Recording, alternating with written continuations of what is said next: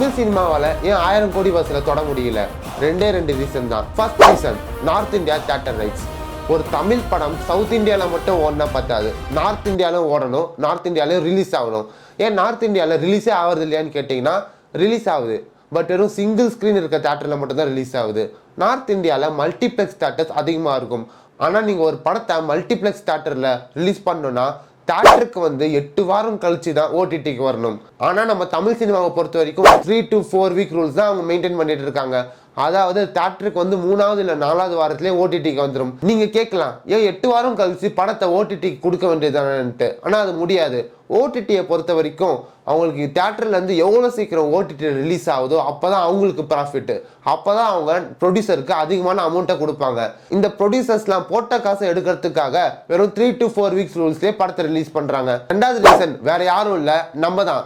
தமிழ்நாட்டில் மட்டும்தான் இந்த ஃபேன்ஸ் வார் அதிகமாக இருக்குது. தலைவர் தான் பெருசு, தளபதி தான் பெருசு, தலை தான் பெருசுன்னு அடிச்சுக்கிறாங்க. அதனாலே ஒரு படத்தை ஏற்றுறாங்க, ஒரு படத்தை இறக்குறாங்க. சில நல்ல நல்ல படமும் அப்படி தான் போகுது. நம்ம தமிழ்நாட்டிலே நம்ம படத்தை ஓட வைக்கலாம்னா வேறு எந்த ஸ்டேட்டில் ஓடும்? ஸோ எல்லாரும் தமிழ்நாட்டில் இனிமேல் அந்த ஃபேன்ஸ் வாரை விட்டுட்டு நம்ம படம் நம்ம இண்டஸ்ட்ரின்ட்டு நம்ம பார்த்தா நம்ம 1000 கோடி ஈஸியாக அடிக்கலாம். அடுத்த வீடியோவில் சந்திக்கிறேன். அது வரைக்கும் உங்கள் ராகுல்.